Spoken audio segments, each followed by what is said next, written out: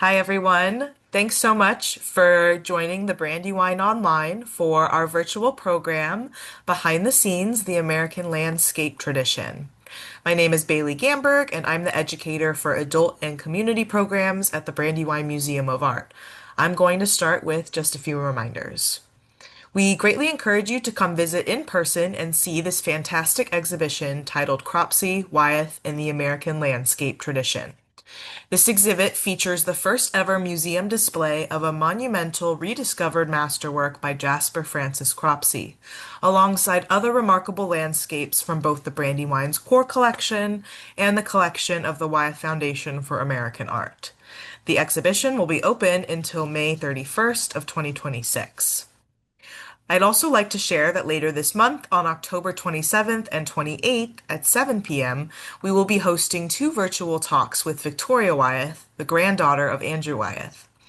These programs will be focusing on spooky and seasonal works by both Andrew and Jamie. You can learn more information and register by checking out the events page on our website. Another virtual program we have coming up is not live on the website yet, but hold the date in your calendars if you're interested. Tied with this exhibition, on Wednesday, December 16th at 1 p.m., we will be hosting The Patron Behind the Painting, James McHenry, Jasper Francis Cropsey, and the Railroad Business. We will be joined by historian Dr. Barry Henderson, whose doctoral dissertation represents the most in-depth examination ever undertaken concerning the life and career of Irish-American merchant, financier, and railroad developer James McHenry. So keep an eye out for that program as well on our events page, and I'll put the date and the time in the chat for you guys as well. Because we are in Zoom webinar, your mic is automatically muted and your camera is turned off for the presentation.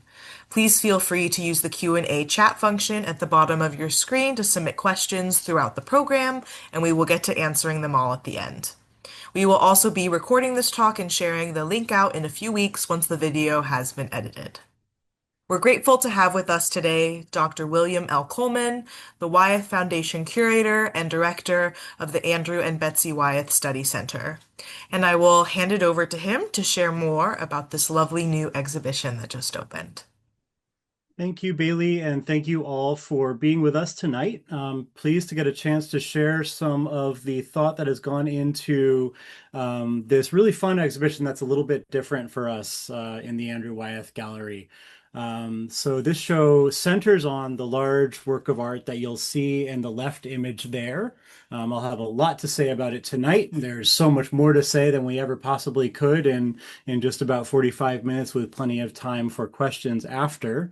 And we have a lot more already written about it in various formats. So I hope you'll enjoy this unexpected context for the work of Andrew Wyeth and the way this helps us to engage with existing strengths of the Brandywine Museum of Art. So the title of our exhibition, we have two names. Cropsey, that is the 19th century American landscape painter Jasper Francis Cropsey, and Wyeth, by which we mean Andrew, with whom I spend my days overseeing the 7,000 object collection of work by Andrew Wyeth that belongs to the Wyeth Foundation for American Art, now entrusted to the management of the Brandywine. Usually what you see in this beautifully renovated Andrew Wyeth Gallery at Brandywine is focused deep dive exhibitions on facets of Andrew Wyeth's practice, like the just concluded Andrew Wyeth at Kerner Farm, The Eye of the Earth. We just saw the last truck leave to take that show down to the Cummer Museum of Art and Gardens in Jacksonville, Florida. We've talked about Wyeth and the concept of abstraction. We've talked about Wyeth and botany.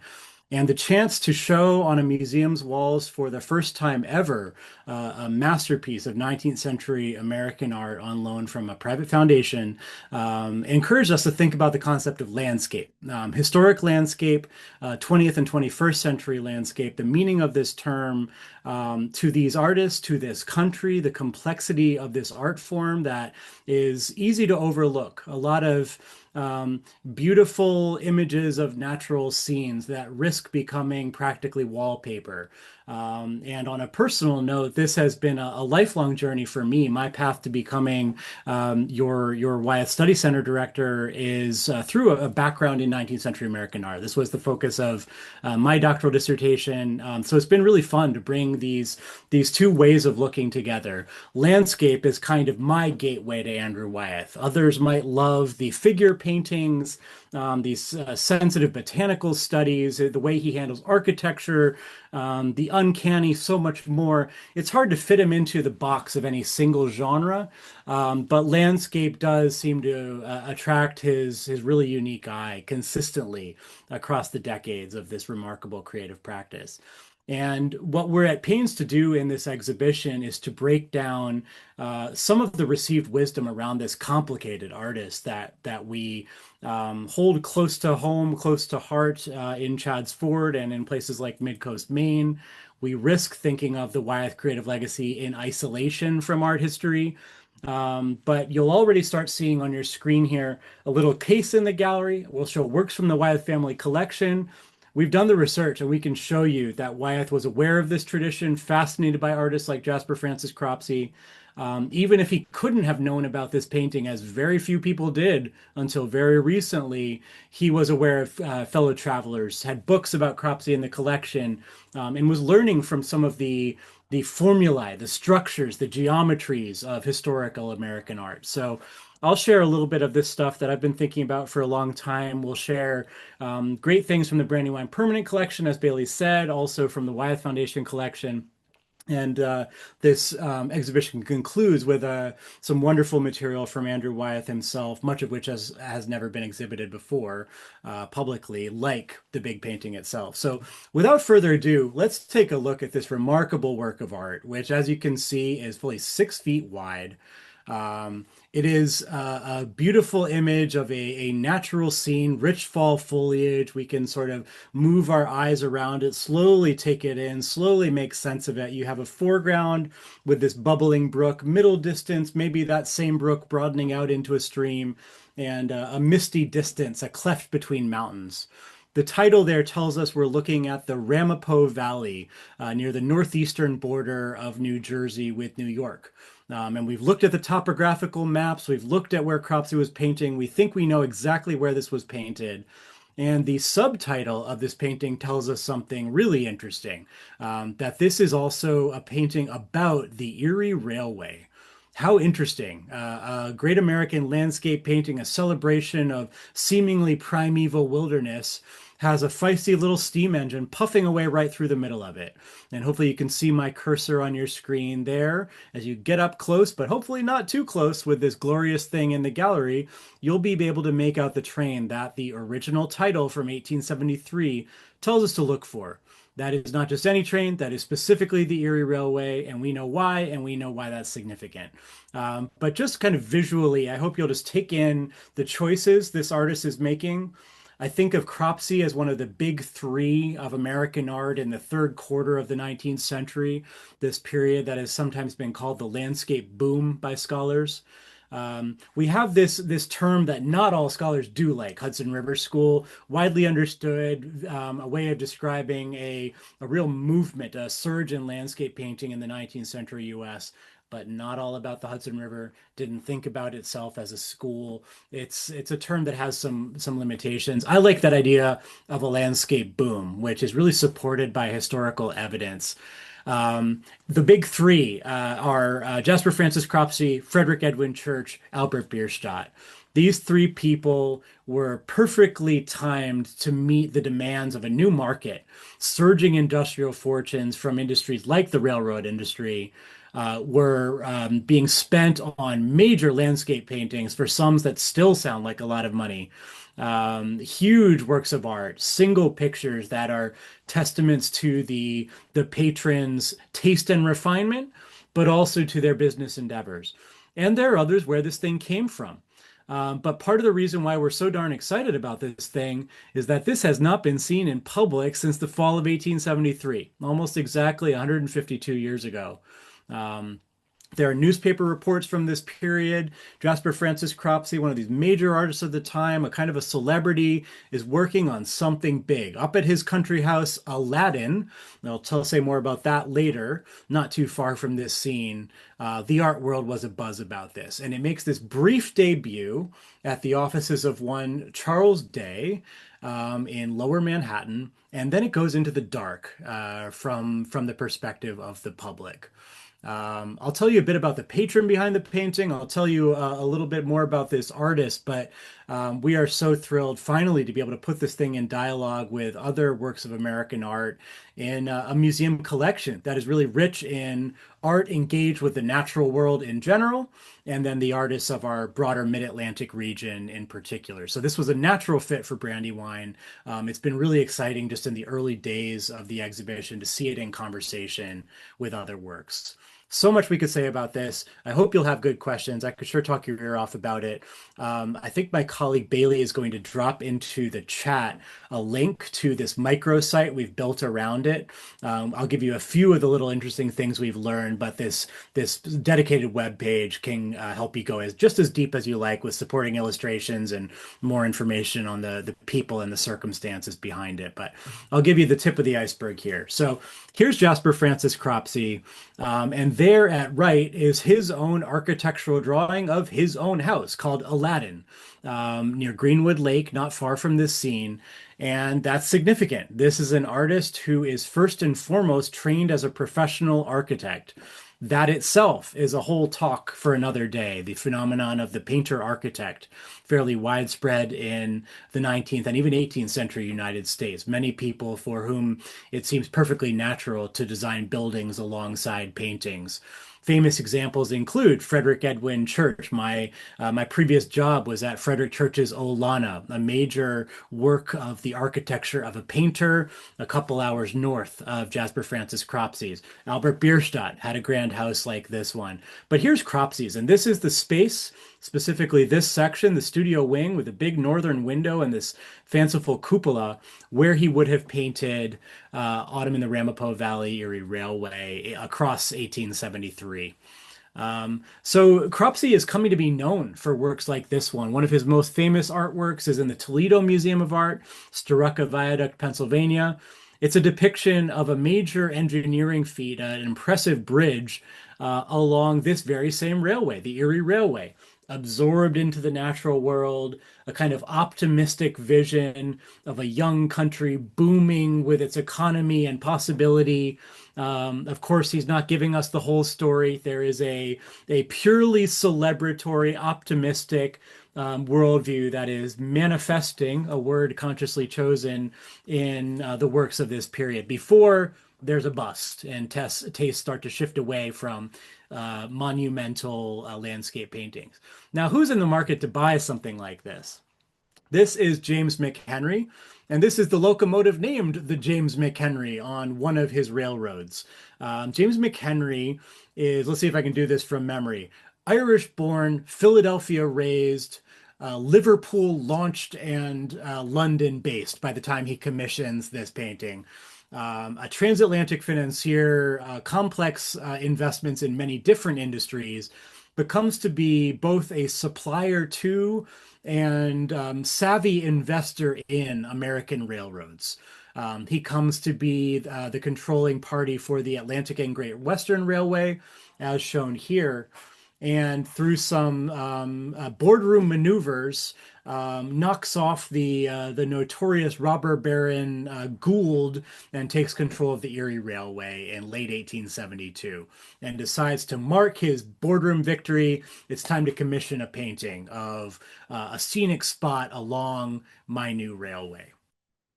Now, Cropsey was an appropriate artist to go to with this commission for another reason. Not only is he already painting railway pictures like Storuca Viaduct in the Toledo Museum of Art, he's also designing railway stations himself. And this is really fascinating. There's this entanglement of art and industry in this period. It is messy, it is rich. I'll try to remember when we come to Bierstadt, I have another story to tell about the entanglement of artists with industry in this period. But sure enough, Albert Bierstadt designed, I believe it's 14 railway stations that are built to his design for the New York 6th Avenue Elevated Railway. So this is an artist who understands how the sausage gets made in the railway business. He is intimately engaged with it. He understands how buildings work, how industrial infrastructure is laid out, and he's able to relate to McHenry, perhaps, on those terms. Now, what I like to picture is how this painting would have originally been displayed. So we know there's this brief window, late September, early October, 1873, before the story goes dark, where it's shown at the offices of one Charles Day. Charles Day is a director on the board of directors of the Erie Railway. He's a crony of James McHenry. And McHenry, from distant London, asks his colleague Day to show his monumental picture that has already gotten some press attention for a few weeks before it's shipped off to London. I'm fascinated by this idea of a single picture exhibition, and here's one we can relay to you. What happened in the 19th century when major famous artists for major amounts of money debuted a new picture to major public acclaim? This is a presentation of Frederick Edwin Church's Heart of the Andes. Similar object, a rival of Cropsey, literal velvet curtains draped across the image. And we have accounts of the debut of this picture. It goes on a national tour. You'd pay for a ticket to see it. You'd pay for the rental of some opera glasses to see it better. You'd pay for a special pamphlet that would teach you about the flora and fauna of the Andes while you're looking at the picture so you can better yourself. It becomes an educational exercise as well as an entertainment. Maybe there's a string quartet playing, there's dramatic gas lighting. It's the spectacle of the day. This is the sort of thing that is happening around this great picture of Cropsey. And we didn't know where it had gone. There were records of this. It's mentioned in the period press. It shows up in the Jasper Francis Cropsey Catalogue Raisonné, compiled by the Newington Cropsey Foundation, that has a tremendous collection of his work. But it had gone missing until it popped up at auction in London, late 2024. And our friends, the J. Jeffrey and Anne Marie Fox Foundation for American Art, snagged it, brought it back home to America, and allowed us to share it before it goes on a national tour to a number of other museums. Not the whole show, just this one painting. But we are so thrilled to get to say it meets the walls of a museum for the first time at Brandywine. So we hope you'll come and see it.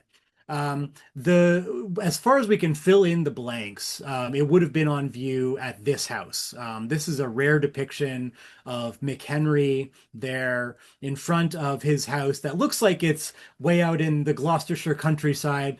This is right in the heart of London. So Holland Park neighborhood, it no longer stands, but as far as we can tell, it was probably on display at this house. It may have descended in the family. It may have moved through private sales. We have not been able to untangle what happened between 73 and now. But we do know something about the company it kept. And this was not the only major Hudson River School landscape painting that James McHenry owned. Fascinating to learn that this monumental thing, which many of you have probably seen fairly permanently on view in the American wing of the Metropolitan Museum of Art, was keeping company with the Cropsey. So this one is not a specifically instrumental object depicting anyone's business enterprise necessarily. It depicts an imagined Yosemite Valley, sorry, no, the Rocky Mountains before the arrival of Europeans. This is an artist who also frequently painted Yosemite.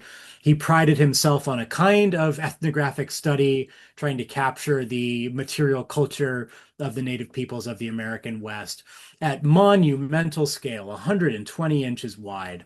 So I can only imagine what the inside of McHenry's Oak Hill Lodge might have looked like with at least these two pictures, maybe facing each other in some grand salon. We have to imagine because no pictures survive, no engravings, much is left to our imagination. But exactly 10 years later, he gets a taste for another major American landscape painting.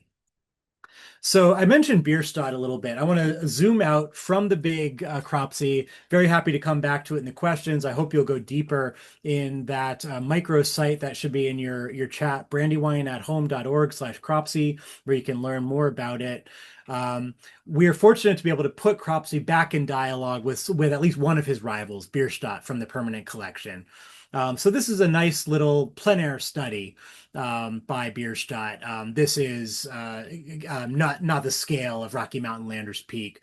I am struck that Bierstadt, in the very same year, 1873, is in further rivalry with Cropsey, painting another celebratory railway picture for another railroad baron. I don't have an image of this one. I think it's on a wall label in the show. It may be on the microsite. I can pop it in there later if not.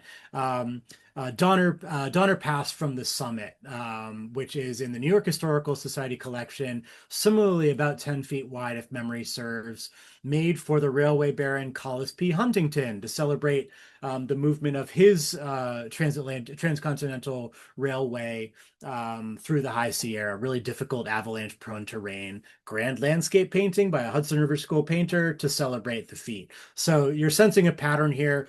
We have a context for the Cropsey, but the Cropsey has been missing until now. It is a kind of missing link in the history of American art, so it's such fun to see it back in conversation with works like this one.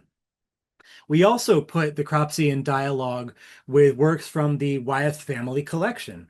I won't be able to share everything on the checklist of the show here. I'm choosing just some favorites.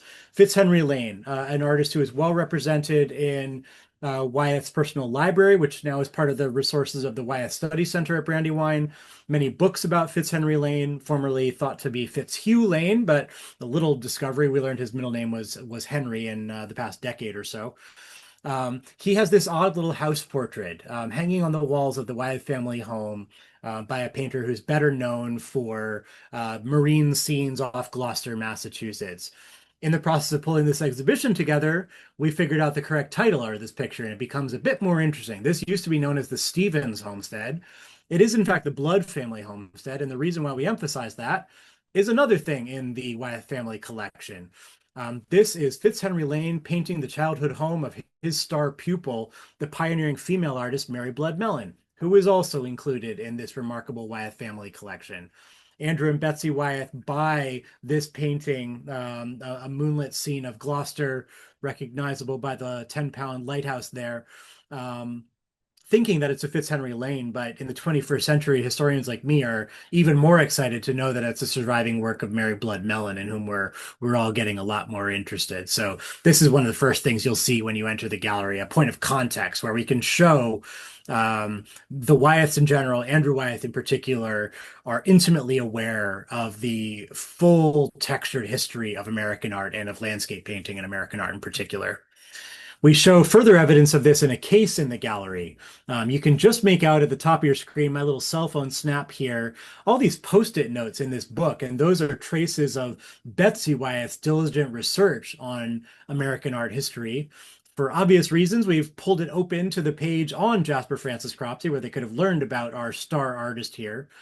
And then we're just starting to think about how Wyeth was thinking of himself as a landscape painter. So this intriguing illustrated letter, we love these things. Just reading through the correspondence, you see ideas taking shape before your very eyes. He says, I'm working on a winter landscape, and you start to see how he's working out a composition there. In the show, we're thinking a lot about compositional formulas, structure, ratios of land to sky. Here he's working with a formula that is, we might say, fairly conventional: foreground, middle ground, background. It's been interesting to have the gallery fully installed for a few days and to look around, and you see this gradual change in the horizon from mid-19th century into the 21st century, these later works by Andrew Wyeth. And he is ever more experimental, taking those conventions, lessons learned well from history, from people like Cropsey, and tweaking those conventions to his own ends. We have other Cropsey on view, quite a bit smaller Cropsey. This thing, we don't have dimensions in the caption here. Best recollection, it is only about 13 by 18. Let me see, I've got my checklist here in front of me, 10 by 20. So this is late Cropsey, and circumstances change. I mentioned how there's a landscape boom as well as a landscape bust. Very roughly, something like 50 to 75 is when church. Cropsey and Bierstadt are on top of the world. Also, Thomas Moran, a few other people in there. Robert Selden Duncanson. There are some really interesting women artists who are breaking through even in this early period. Um, and then there's a bust. There's a shift in tastes. The Barbizon school, brushy effects are coming over from Europe. Americans are going crazy for Corot.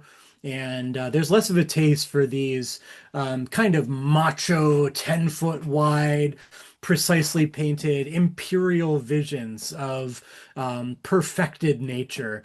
And there's a taste for a little bit more subjectivity, feeling the brush at work, something like intimacy. And that's what you feel here.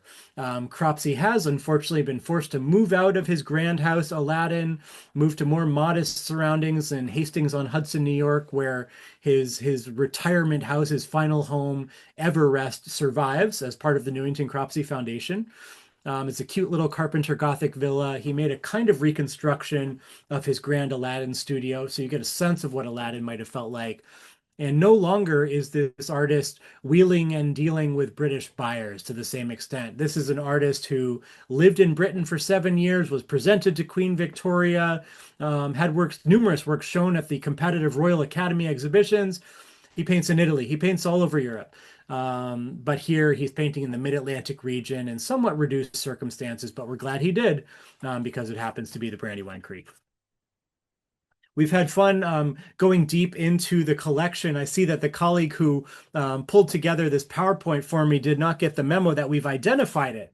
So we can give you a title here where it was previously only untitled. This we know for sure is A View on the Susquehanna River.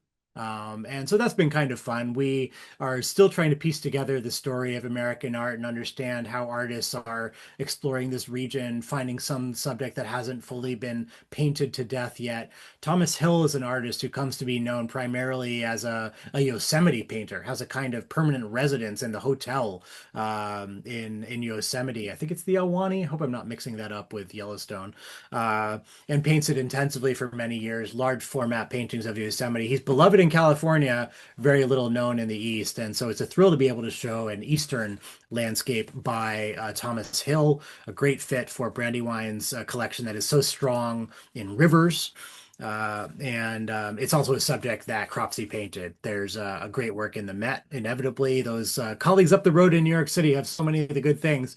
Valley of Wyoming, which is not about the state of Wyoming, but the region of Pennsylvania, a depiction of the Susquehanna River passing through that area. Another lovely thing from the permanent collection to provide context around the big Cropsey.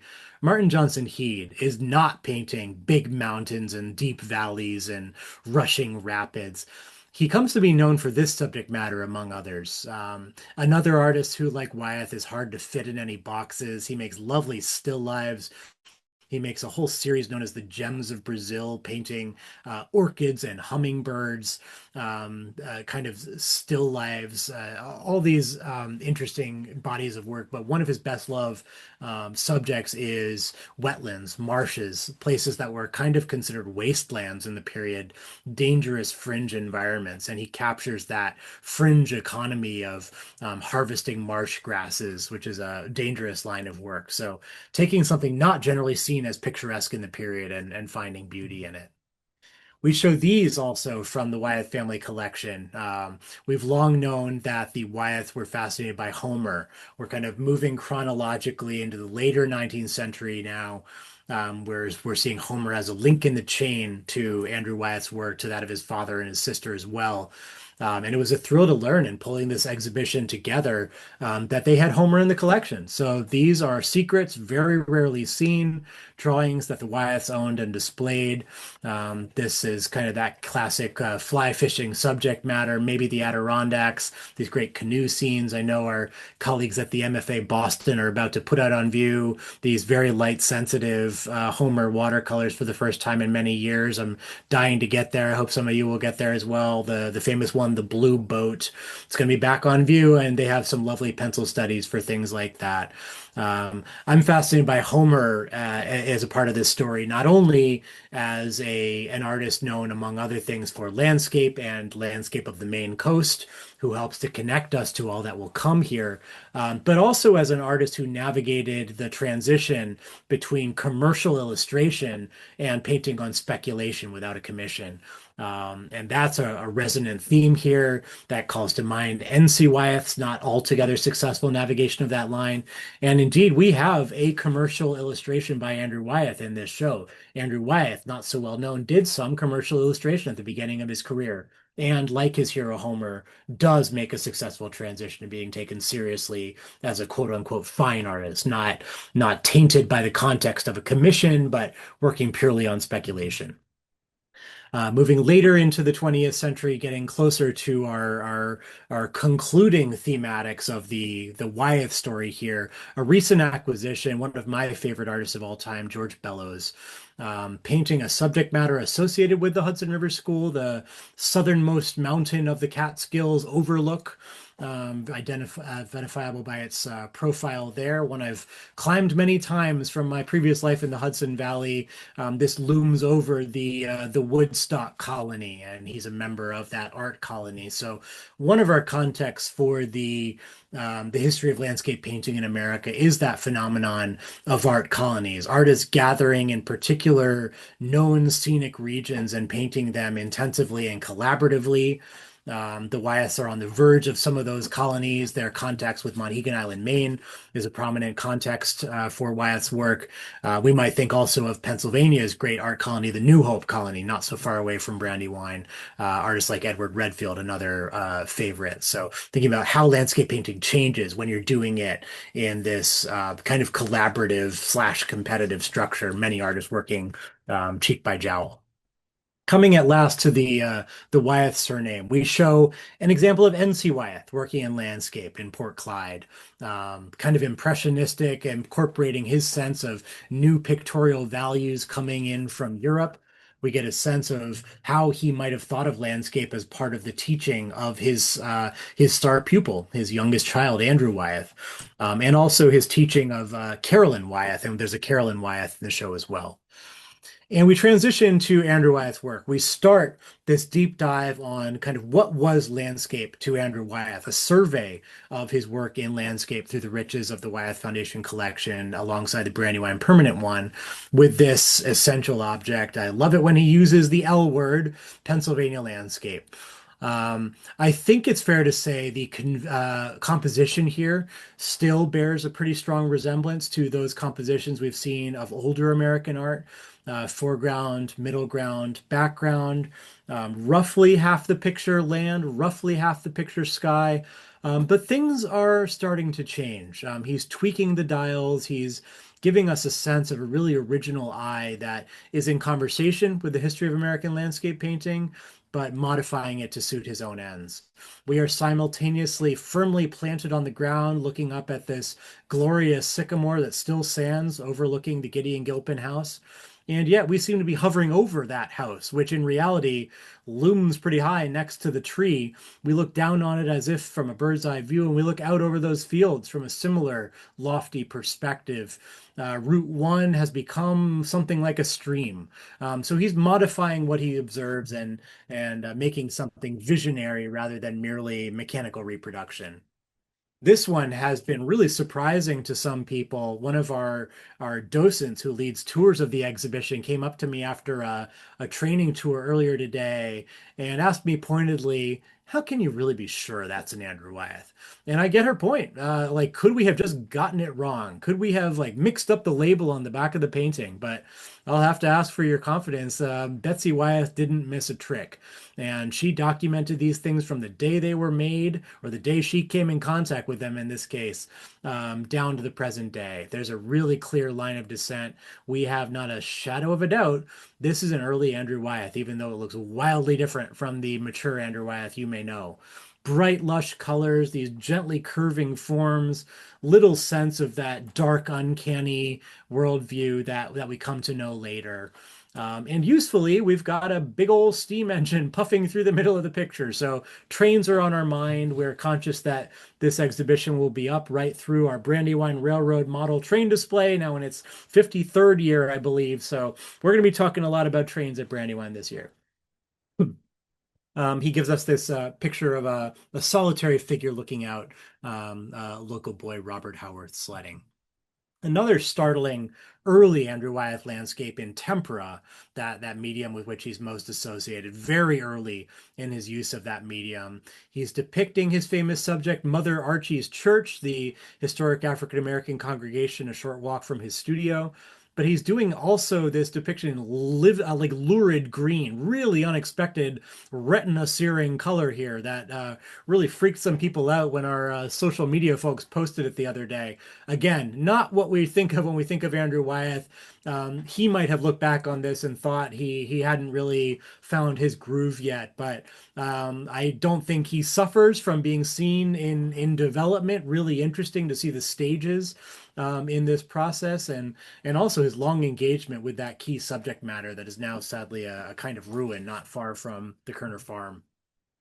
This one, like many in the show, like Robert Howard's sledding, has never been exhibited before. And a lot of what we're showing here, like the big Cropsey itself, we can say that never publicly exhibited before, or at least never in a museum in that case. We get a sense of Andrew Wyeth's habitual painting method right on the ground, right on his lap, paper stretched across a board, from a portrait of his brother-in-law, the artist Peter Hurd, husband of Henriette Wyeth, painting in Chadsford. The palette has become more muted. He's working in one of his major media of watercolor. It might be that the horizon is creeping up toward the top of the sheet of paper, and we're certainly getting much more free and brushy effects of value in subjectivity, the pleasure of the application of paint to a surface rather than staking a claim to a viewer's attentions on the basis of supreme detail or the conveyance of visual information. There's an intriguing inscription on this one, noting that it depicts Peter Hurd on a visit to Chadsford shortly before he departed for England to paint the Air Force during World War II. So really fascinating to feel global conflict on the fringes of this peaceful scene. This is one of the earlier works you'll see in the show. I really love the rich, rusty reds in this March orchard. A lovely, and let me double check my notes. I think this is one where we can say never before exhibited. A lot of the works in the show we can. No, this one has been out once or twice before, but many can. I'll try to flag the never before exhibited ones as we go.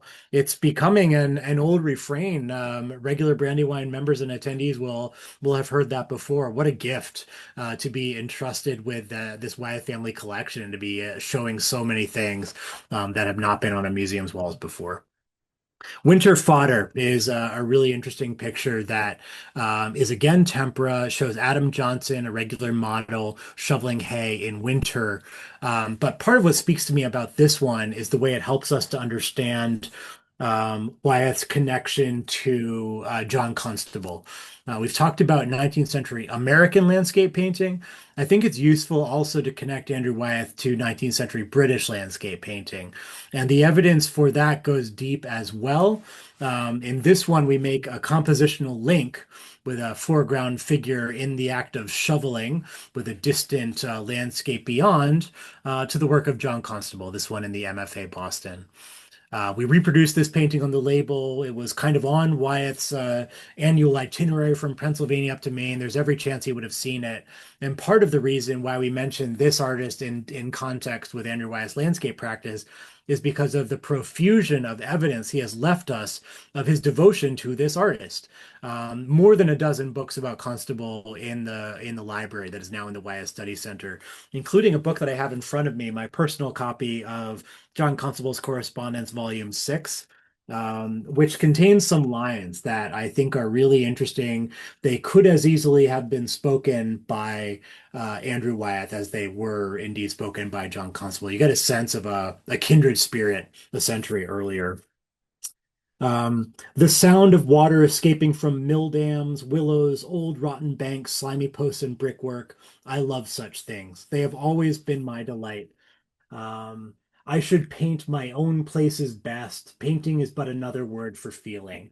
That is John Constable to his friend, the Reverend Archdeacon Fisher, from Hampstead, North London, 23rd October, 1821, in a book in Andrew Wyeth's personal library describing place-based practice, a love of ordinary inhabited landscape, the traces of man and nature, things that are not conventionally beautiful, dead crows against a white wall, a choice to be resolutely rural in urbanizing, industrializing times. These truths of Constable are true also of Andrew Wyeth, and I hope you'll sense what I sense there. Another great tempera, Osborne Hill in the Brandywine Permanent Collection. This one has not been out in a long time. It was made for a decorative commission, specifically to be an overmantel displayed above a fireplace in a Chadsford home of relatives. And for that reason, I think the Wyeth didn't think of it as one of his most important paintings. It sure does show that ambition, kind of a global landscape, atmospheric landscape, deeply receding perspective of the natural world, receding into mist in the distance.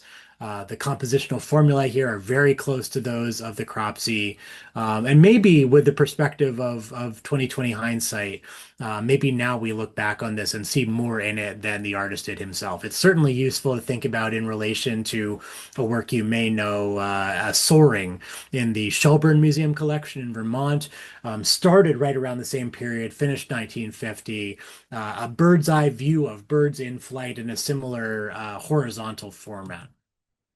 Never before exhibited. You see a figure at work with stark, a cold, wintry landscape, but still some very bright colors. Very free application of pigment here. He's still in this early period where he allowed himself the license of some purple, some blue, some green. And the fact that this thing is so bright and fresh now shows the incredible care these things have received over the years. Never being exhibited means never being exposed to light. And so this thing looks as fresh as the day it was made. We have a strange outlier here made not in Pennsylvania or Maine, but in New Hampshire, of all places. This artist who, in his devotion to the art of landscape painting, was so deeply committed to 5 miles around Chadsford, 5 miles around Port Clyde, very rarely departed from those regions. But this is one when he's courting Betsy James Wyeth and goes to visit her at Colby Sawyer Junior College in New Hampshire and makes this nice scene, capturing the edge of the White Mountains there. This one, too, believe it or not, was made as a commercial illustration commission, made for the cover of a book about a fictional town called Fraternity in Maine, a collection of stories. Again, this has to be on the early side because of the color we're getting here, but some really surprising brushy effects and moments where he seems to have gouged away at the still pooling and drying watercolor to leave these patches bare, leaves against a dark background. A really lovely thing. And this has to be one of my very favorites in the show. Large format, really impressive. Clearly, the Wyeth thought a lot of it too, because it has a nice custom frame chosen by Andrew and Betsy Wyeth themselves. A stark, strange, copper-colored thing with very bold mark making in some areas, and then really crisply painted with a technique that we call dry brush watercolor in others, where you're able to capture every little crack and every little brick, even at a distance. He's painting a local feature called Hoffman's Slough, a marshy area, and bringing to bear all that we have learned already at Brandywine. Those of you who were able to get to the show Abstract Flash may be thinking of that. We've come to understand Wyeth as a participant in this idea of multiple modernisms, a way of both being rural and modern, both finding realism useful and still being modern in abstract times. An artist who navigated this really interesting and sometimes challenging path through the 20th century art world, engaged with what was happening in New York City, important friendships with artists like Franz Kline and Ken Noland, color field painter, but also still finding realism useful, even when in some corners it was not cool anymore. And of course, the pendulum has swung back. We see major artists like Amy Sherald expressing their affection for Andrew Wyeth and finding a place for realism in contemporary art, just as there's a really interesting place for landscape in contemporary art now. And I believe this is my last slide, another depiction of Hoffman's Slough with the peak uncanny Andy, almost monochromatic, really eerie and strange with this horse skeleton in the foreground. The land almost entirely crowds out the sky. This strange skeletal sycamore almost floating above the marshy area on which it sits.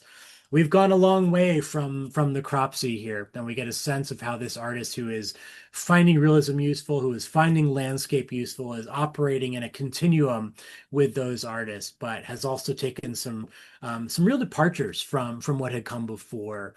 I think he looked back on all that past, the works that they chose to collect with a great deal of respect, but did find a really unique path to continue the story of the history of American landscape painting. I will end there, almost bang on time, and I would be very glad to answer any questions you might have. Let's see what we got here.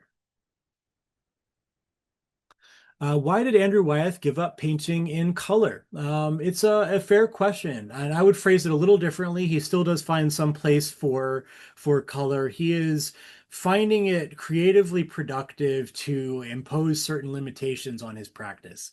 Those limitations are coloristic. Those limitations are also geographic. A sense that a kind of depth of practice was only possible through placing some metaphorical blinkers on oneself, to go deep in a few places instead of many, to hone in on a really restricted color palette instead of spreading yourself across all the colors of the rainbow. There are some benefits to that color limitation. We who have to ensure that these things survive for decades and centuries to come know watercolors can be really light sensitive. I mentioned how special an occasion it is that the glorious watercolor practice of Winslow Homer is going back on view at the MFA Boston in a big way very soon. That's a special occasion for Homer because his bright blues and reds are really fugitive. They are prone to fading. Earth tones like Andrew Wyeth's are actually quite stable as watercolor goes. So we're very lucky there. Those early works that look so fresh, they do so only because they have never been shown before. They really would be showing fading from just a couple of displays if they'd had that time in the sun. Another question there, will the show travel to other museums? The exhibition as a whole that we're painting a picture of for you here will not travel to other museums. This is one of our focus exhibitions at Brandywine, taking advantage of the strengths of the Brandywine Permanent Collection and the Wyeth Foundation Collection. But the big painting that prompted all this, about which I'd be very glad to say more if there are other questions, will travel. And this is very exciting. The J. Jeffrey and Anne Marie Fox Foundation for American Art has generously shared that work with a number of other museums. Let's see if I can do it all from memory.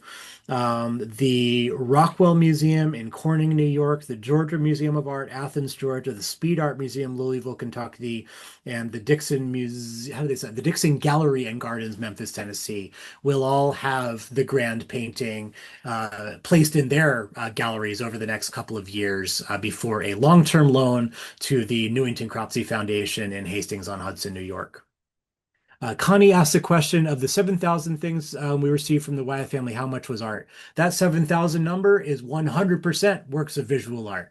There's a lot more besides that. It's an incredible mother lode, but 7,000 is just our best count with some discretion involved. You count both sides of a sheet of paper that have drawing on them or just one. So there's some gray in that, but 7,000 is only works of art by Andrew Wyeth.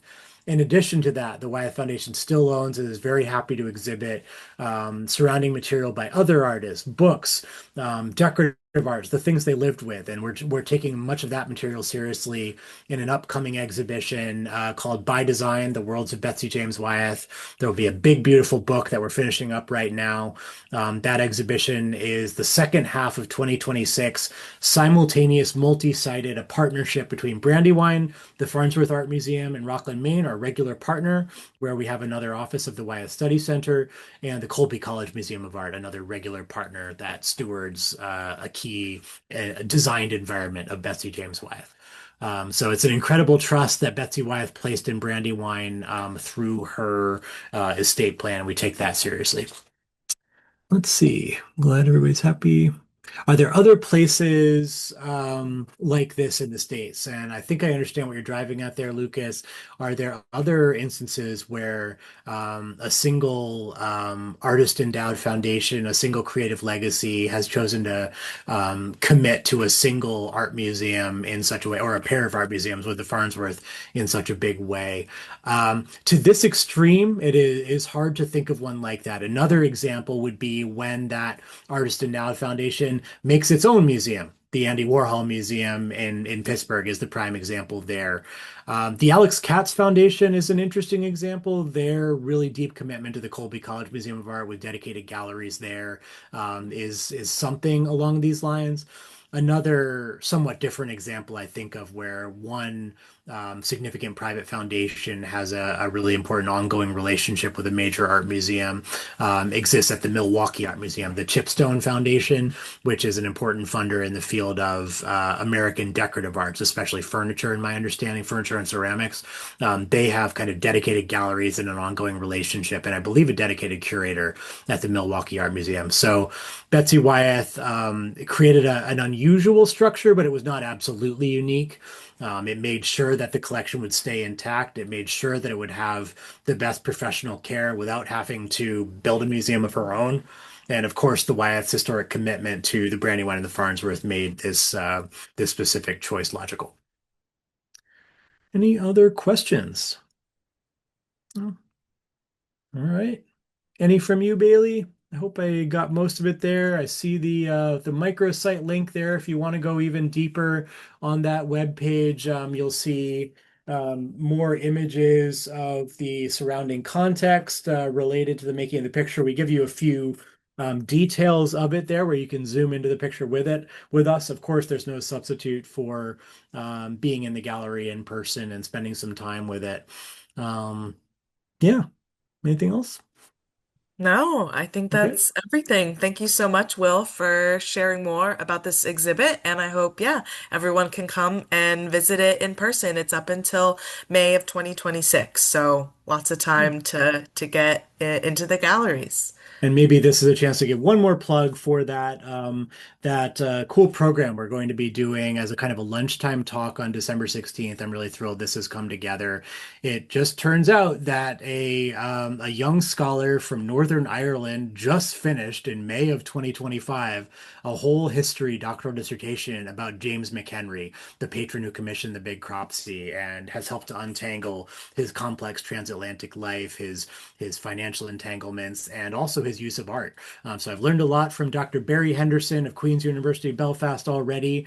And if you want to go deeper, as I sure do, I hope you'll come back and join us on December 16th.